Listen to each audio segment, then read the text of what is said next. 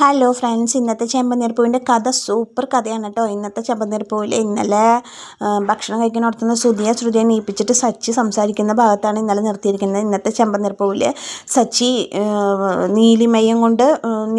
നീലിമയുടെ call വന്നിട്ട് അവൾക്ക് ഓരോ സ്ഥലങ്ങളിൽ പോകാനുണ്ട് പറഞ്ഞിട്ട് സച്ചി ഭക്ഷണം കഴിക്കുന്നിടത്തുനിന്ന് എഴുന്നേറ്റ് പോയിട്ട് നീലിമയെ കൂട്ടുന്നു. നീലിമ ട്രാവൽ ഏജൻസിയിൽ പോകുന്നു. ട്രാവൽ ഏജൻസിയിലെ സ്റ്റാഫ് നീലിമയോട് പറയുന്നു. നീലിമയെ അന്വേഷിച്ച് 2 പേർ വന്നിരുന്നെന്ന് ട്രാവൽ ഏജൻസിയിലെ സ്റ്റാഫ് പറയുന്നു. അപ്പോൾ നീലിമ ആരാന്ന് ചോദിക്കുമ്പോൾ ഒരാളുടെ പേര് സുധി എന്നാണ് പറയുന്നത്. അപ്പോൾ നീലിമ ഞെട്ടാണ്.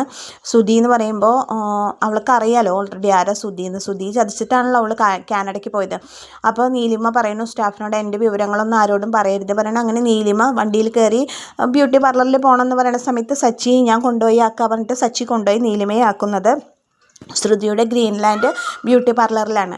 അവിടെ പോയി ത്രെഡ് ചെയ്യാനും ഫേഷ്യൽ ചെയ്യാനും വേണ്ടി അതിനുള്ളിലേക്ക് കയറുന്ന നീലിമ ശ്രുതിയെ കാണുന്നു. പക്ഷേ നീലിമയ്ക്ക് അറിയുന്നില്ല ശ്രുതിയുടെ വൈഫാണ് ശ്രുതി എന്ന്. പക്ഷേ ശ്രുതിക്ക് നീലിമയെ കണ്ട് തിരിച്ചറിയുന്നു.